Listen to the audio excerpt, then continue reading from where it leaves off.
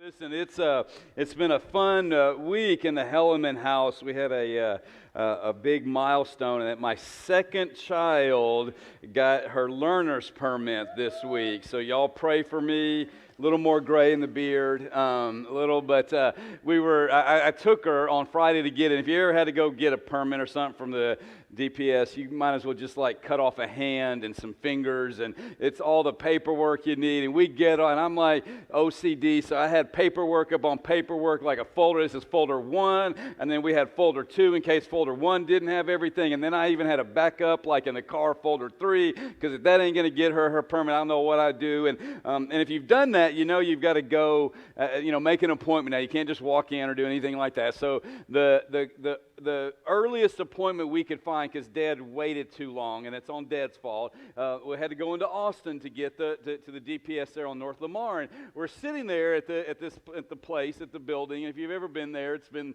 there for 100 years, and I'm sitting there, I'm going, you know what, Emma, this is where 35 years ago I got my permit and my license. And she's like, well, so what, Dad? And I'm like, no.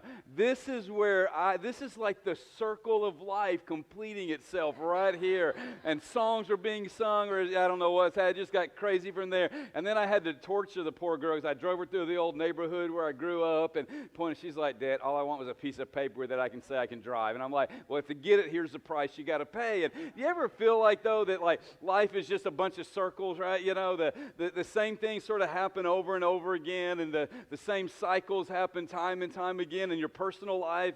As a parent, as I'm sort of taking my kids through things that I went through, it's just like this big circle, this big thing that repeats itself. And there's actually a book in the Bible that we call the book of Judges, and we rightly call it the book of Judges because that's what God does. And but you really could actually call this book the book of cycles, because let me tell you what the book of Judges is all about. It always starts with God's people following God, and when they're following God, things are good. And when things are good, what happens? You tend to forget why they're good, and so you start doing some silly stuff, and so they started to drift away or even turn away from God, right? So they started when they were following God, things are good. They got sort of self-absorbed, worrying about their own stuff, worrying about their own life, and then they started to drift away from God. And then when they drifted away from God, they got far away from God. They didn't just get like a little bit, they went far away from God, and so God would send usually another country to conquer them, to remind them at the end of the day that He is God and that He is in charge,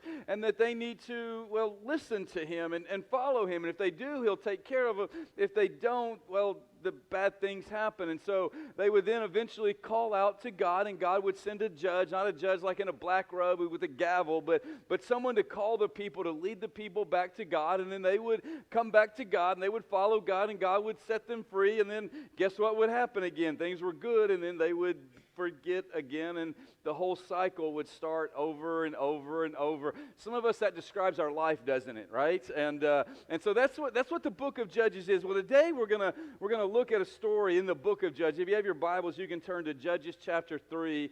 And in this story, it's a cool one. It's probably not one of the most famous judges, not one of the most famous stories, but it has a whole lot to teach us about the kinds of people that God uses. You see, at this time when this story takes place, the Moabites were the people who had conquered the nation of Israel. And they conquered the nation of Israel because, they didn't listen to God. And so God was choosing to use the Moabites this time to bring about His judgment, to bring about His punishment, so that hopefully the people would come back to Him. Now, if you remember, as we've gone through these sort of stories that they don't teach in Sunday school, a few weeks ago, we looked at Lot and his daughters and their sin and their brokenness. And if you remember, one of the fruits of that was that because of the relationship with Lot and his daughter, the Moabite people that's where they begin. That's where they came into existence. And as I told you a few weeks ago about how our sin catches up and has consequences to us, and not just to us, but to others. And what we're seeing here is that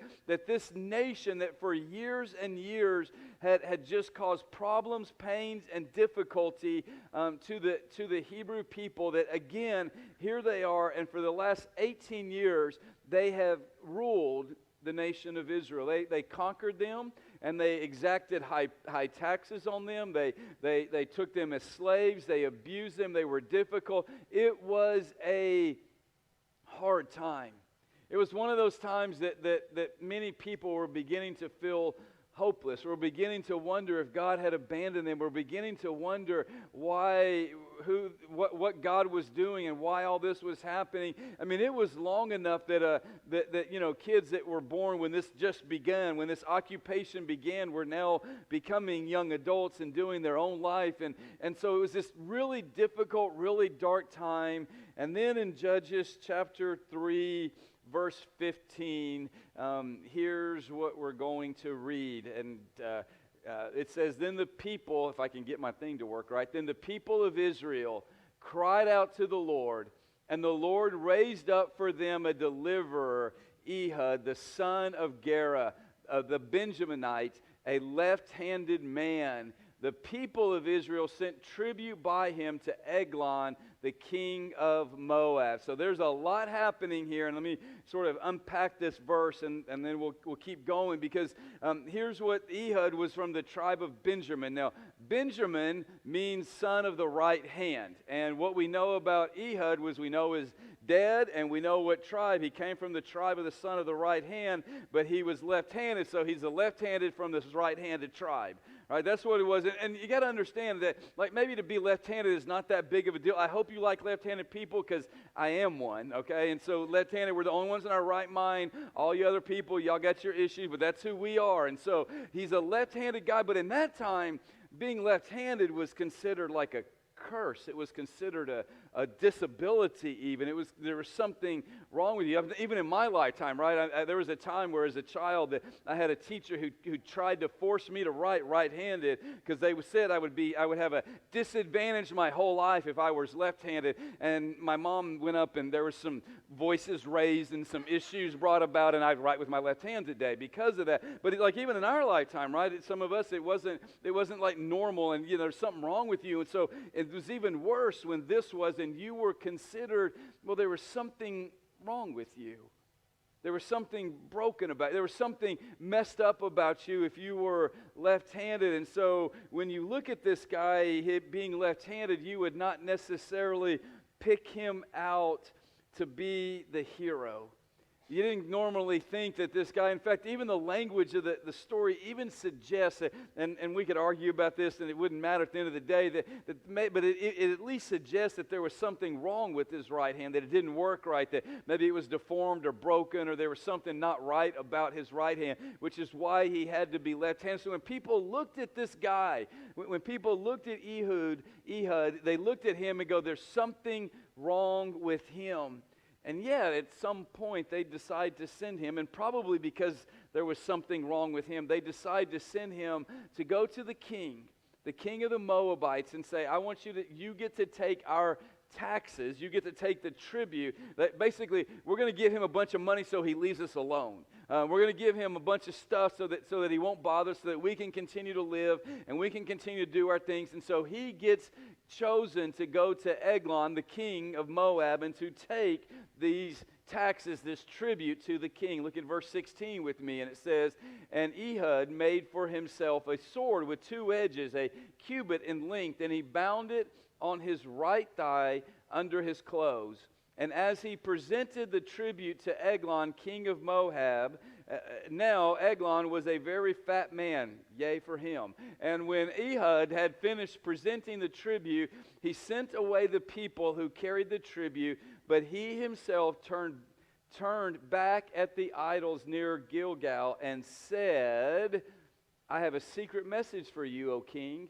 And the king commanded silence, and all his attendants went out from his presence. So here's what's happening is that he gets there, and before he takes this tribute that takes several people to carry, so it's a large amount of money, he forms for him, makes a sword, a two-edged sword, maybe, so we were probably about that long, like not a long, like a big, Braveheart long sword like that, just a little sword, a wee sword, and he makes it, and he hides it under his cloak, and he hides it on his right side. Now, why is that important, right? Because if you're right-handed, which side do you put your sword on? This is not a trick question. You put on your left, right? So you put it on your left, you draw it out this way, fight, fight, fight. Well, if you're left-handed, what side do you put it on? You put it on your right side. But since very few people were left-handed, if you were looking for a sword on someone, which side would you look on?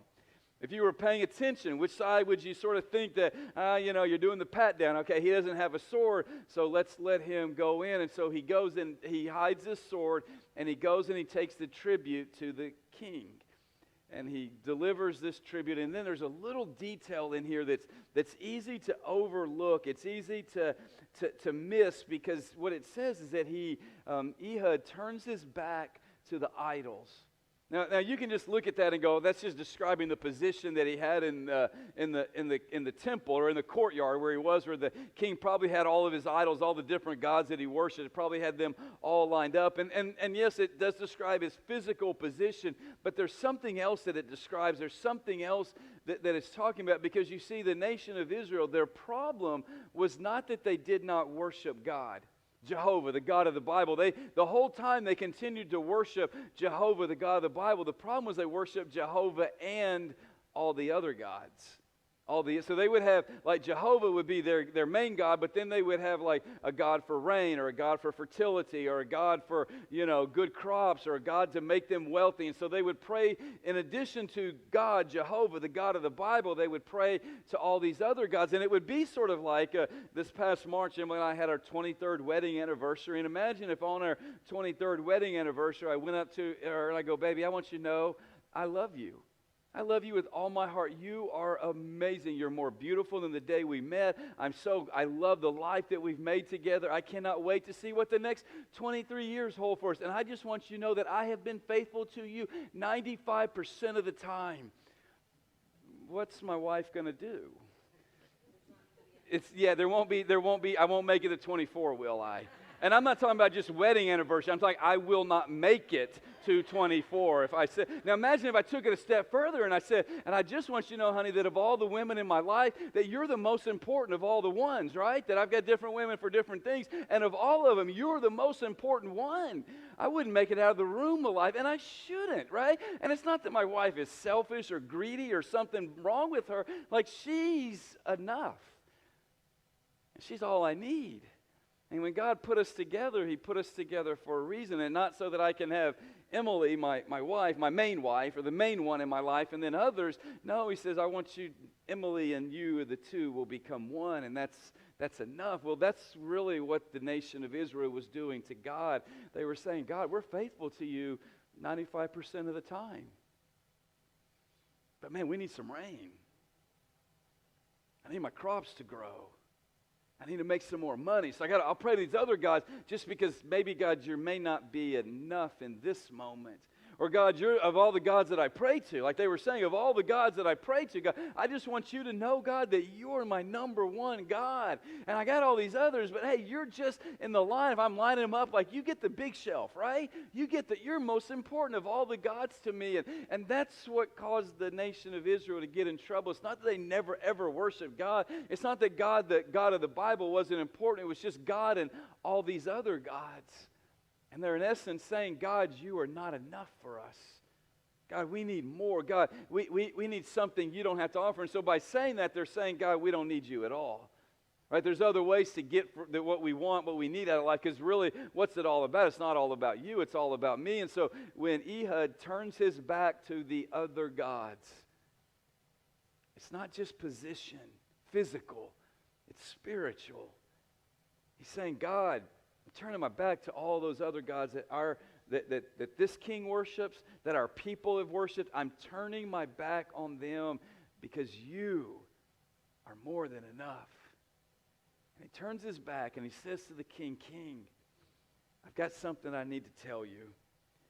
I've got something that I want you to know, and it's a secret, and you can't tell anyone. The king goes, okay, I want to hear your secret, and he sends everyone out. And then look in verse 20 is what it says. It says, and Ehud came to him as he was sitting alone in his cool roof chamber, and Ehud said, I have a message from God for you. And he arose from his seat And Ehud reaches with his left hand, took the sword from his right thigh, and thrust it into his belly, and the hilt also went in after the blade, and the fat closed over the blade. Wow. And he did not pull the sword out of his belly, and the dung came out. We'll deal with that later. Then Ehud, it's in the Bible, I didn't put it in there, went out into the porch and closed the doors of the roof chamber behind him and locked them. So he says, King, I've got a secret to tell you. And with his left hand, he reaches under his cloak, pulls out the sword, pushes it so far in, the sword disappears, and you can talk about the rest on the way home, right? And the sword disappears, and then Ehud is awesome, because you know what he does? He gets up, walks out, locks the door, and goes home.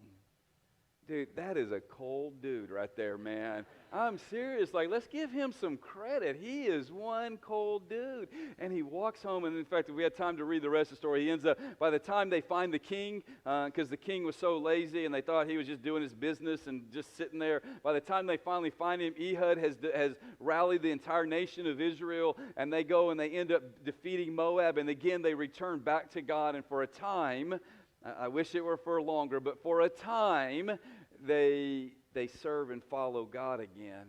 Now, we look at this story, and some of you who are going, well, Stephen, that's a great, can I tell you that as a kid, I love this story, like the left-handed kid, man, I love this story, like boy, come on, boys, you know it, this is like awesome, right? I mean, he just like, all the way in, and just walks home, dude, like no big deal, all right? This is a cool story, but what does it teach us? Why does it matter? I mean, is it just God putting in something, it's sort of like, and all the other stuff that's going on that you get to talk about on your way home, like all of that, like, did God just put that in the Bible because it's fun? Did he have a reason for us? And I'm telling you, I think that this story teaches us, man, one of life's most important lessons.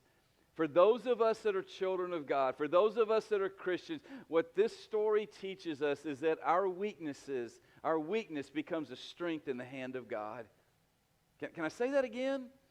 That as Christians, for those of us who are children of God, those of us that are His sons and daughters, that our weakness becomes a strength in the hand of God. No one was going to pick out the left-handed guy to be the hero of the story. That's not the way it worked in that world. To us, I know it doesn't seem like that big of a deal, but to everyone else, him being left-handed was a weakness. In fact, they would have thought that he was probably cursed by God. You would not be impressed with him. He was considered in that time to actually be disabled, to be left-handed. Maybe he physically was with his right hand, but at least the way people looked at him. And in that time, if you had anything that was considered a disability, you were asked, the question was, well, what's the problem? Why are you that way? Whose fault is it? Do you remember the story where Jesus is walking with his disciples, and his disciples see someone who is blind? And what's the question that his disciples ask Jesus? Who sinned? This man? Or his parents? Or his grandparents? Or his great-grandparents? Somebody had to do something bad for this guy to end up blind right here. Someone had to do something wrong for this guy to end up in this condition. He has to be cursed by God, and so who did the wrong? And that was the question. And you would look at this guy and go, who did something wrong that made him where he couldn't use his right hand? He's from the tribe of the right hand. What's wrong with him? Who did wrong? Did he do it? Did someone else do it? And so no one, when they were children and they were divvying up who was going to be the hero when they grew up, no one picked Ehud. No one picked him. No one thought he was going to be great. And too often in our world, we think in order to be effective, in order to make a difference, in order to have value, you have to somehow be strong, powerful, or great. Think about the people that we call our heroes in our world. I mean, what are they? They're athletes, and musicians, and actors, and people who are intelligent and people who are powerful and people who are gifted and people who are strong. Those are the kinds of people that we tend to look up to in whatever area it is that we're looking to. We like and love and worship greatness in our world, don't we? And we value people based upon sort of where they fall in this level, in this hierarchy of greatness in whatever field, whatever area it is.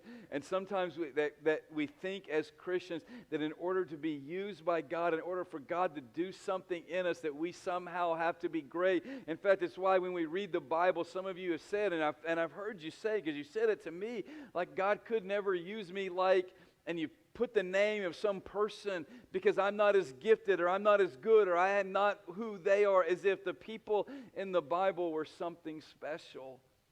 But I challenge you to look at every one of the men and women in Scripture, and you know what you're going to find?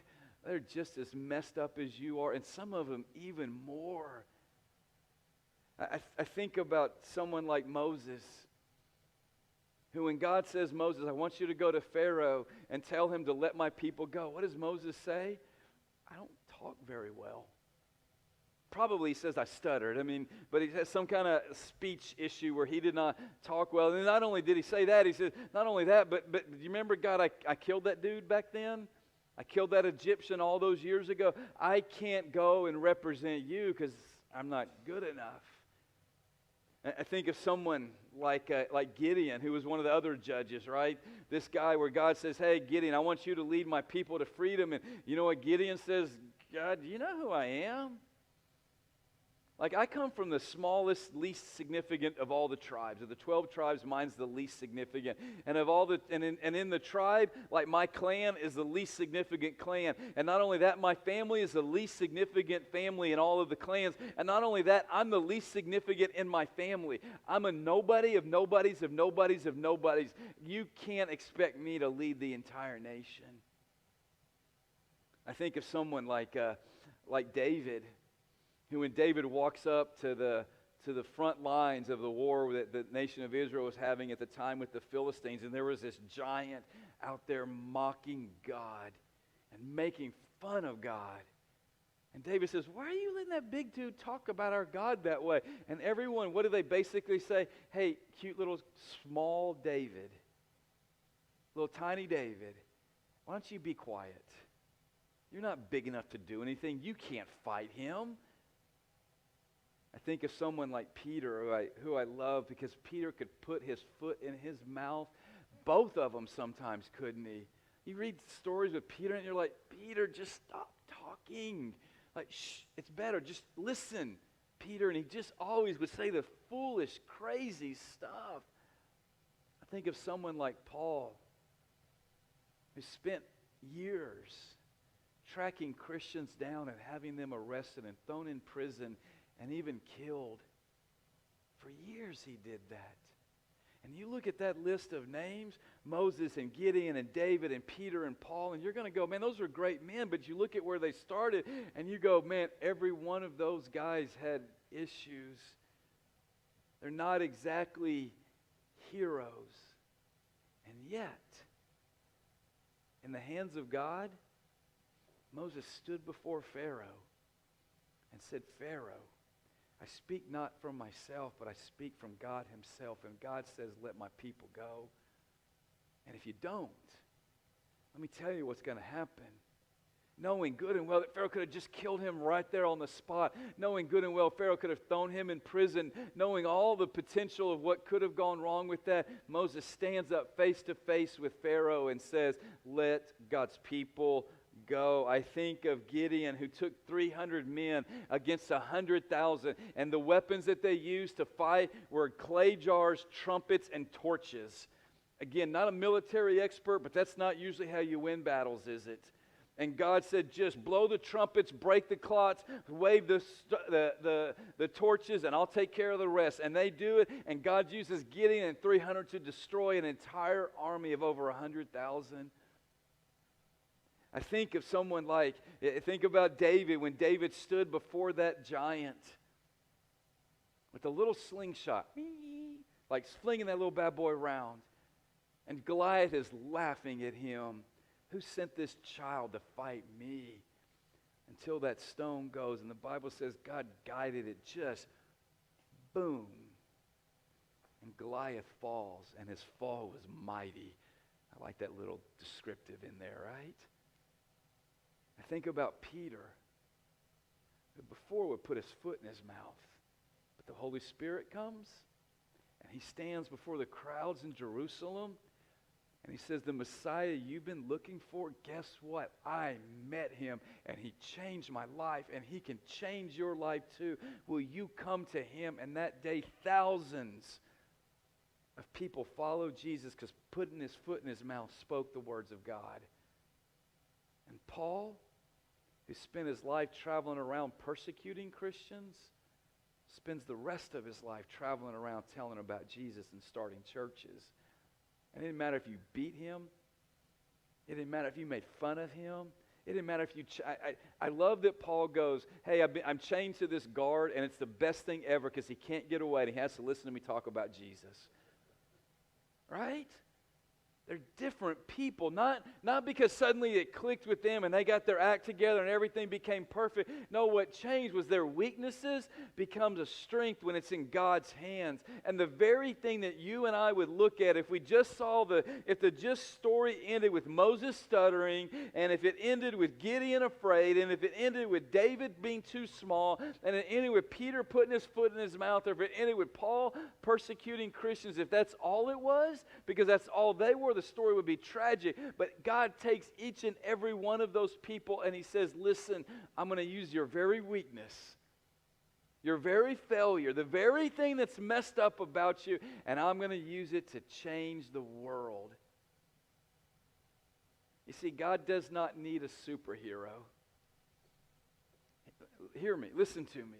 God does not need you to be a superhero. He needs you to be available. That's it. He doesn't need you to be the smartest guy. He doesn't need you to be the best looking. He doesn't need you to be the most intelligent, the strongest, the most gifted at whatever it is that you're doing. He just says, would you be available? I've shared with you guys before when I was a teenager, after my freshman year of high school, I was at a youth camp.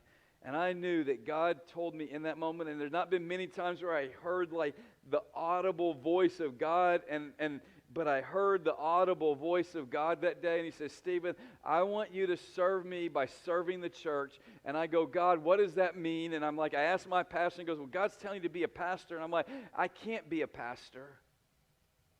Because truthfully, at that time, I was so shy that if I had to get up in front of people, I would throw up beforehand. I remember having to give a school presentation in 8th grade and in the bathroom throwing up because I had to get up for a minute and just tell my classmates about something on a map. And by the way, they were all just as bad at it as I was. But I can remember that fear of having to get up in front of people. I can remember as I got older and wondering, like, God, there are so many people that are so more talented, and so much more talent, so much better, and so much more intelligent than me. And God, why do you want me to do this? And it's just like that moment where God just, and not as audible, but almost where it's like, Stephen, just shut up. And I know you maybe shouldn't say that, and kids, if you do and you're going to get in trouble, don't say that word. But I felt like, God, just be quiet, Stephen. I don't need you to be a superhero. I need you to be available. Because what we view as weakness in the hands of God can change the world. What we view as failure in the hands of God can save a nation, can save a family, can save just one person.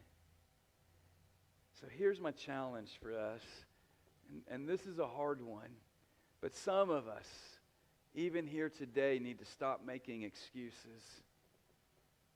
If we focus only on what we can do, or what we can't do, or what we know or what we don't know or what we've done right or what we've done wrong in our life, if that's what our focus is, and if what we believe we can do is based upon who we are and what we know, then I'm telling you, we are missing the point, and we are saying, God, you're not enough.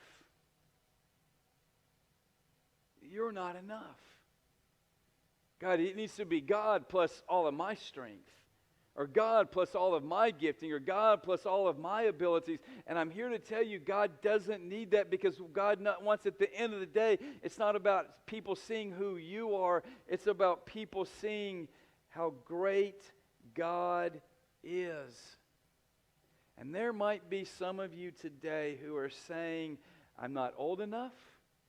There might be some of you saying, I'm not old enough, or I'm too old, or I don't know enough, or I'm not good enough, or I've messed up too many times, or I don't have the time or the talent or the treasure to do what I feel like God's telling me to do. And can I just challenge you this morning that you might be right where God wants you? That when you feel like you're not enough, you might be right where God wants you to do something great through you. And we need to stop making excuses and say, God, I may not be enough, but I trust you. I trust you that you can work through me. I trust you that you can do through me everything that you want to do. God, I trust you. And I'm not going to make excuses, because my weakness is a strength in your hands. And so when we stop making excuses, we take a chance. Listen, when we stop making excuses, we take a chance. Maybe you have failed in the past. And maybe you failed like in a glorious way, like big time failure. Maybe you don't feel like you have anything to offer. Maybe you relate to Gideon, where I'm the least of the least of the least of the least. And you think to yourself, I have nothing to offer. Maybe you're afraid of what people are saying and think about you, and you've been afraid of it your whole life. So what if you let God use those very things? Hear me. What if you let God use those very things to do something great for someone else? Maybe if you weren't loved like you should have been loved, rather than talking about the fact you weren't loved like you should have been loved, you find people to love who need love. Maybe if someone hurt you or something broke you, physically, spiritually, emotionally, rather than talking about all the things you can't do because of the brokenness you've experienced in your life, what if you said, God, help me find other broken people who need to be loved like I wish someone had done for me? What if in your life you felt like no one wanted you, or the people who you wanted to want you didn't want you? What if you went looking for those who were not wanted and said, let me help you find your purpose and meaning in life? What if you failed everything you've tried and you say, you know what, God, I'm going to go one more time? Because at the end of the day, it's not about my success. It's about my faithfulness to you. We need to, as Christians, stop making excuses. We need to take a chance and do the thing that scares us the most. Because God doesn't need us to be superheroes. He needs us to be faithful. You know, as we look at this story, there's another little important bit of information that we can't miss.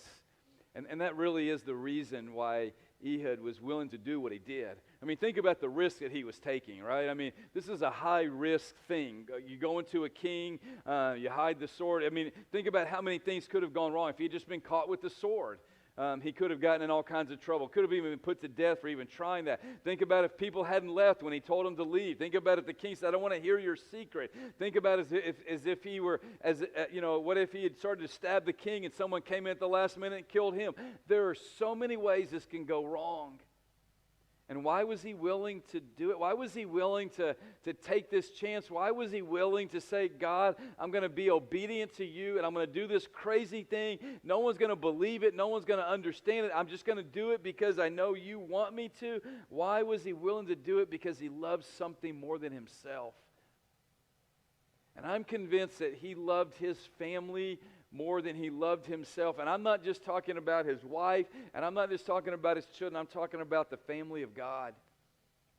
I'm talking about the people that he was a part of. And I think that he was this man who maybe had been made fun of for his whole life. He was this man who no one thought that he was anything special, but yet he loved God's family. And he was willing to fight for it. I mean, like fight for it. Like fight to see people who had no hope have hope. Like fight to see people who have not been loved find love.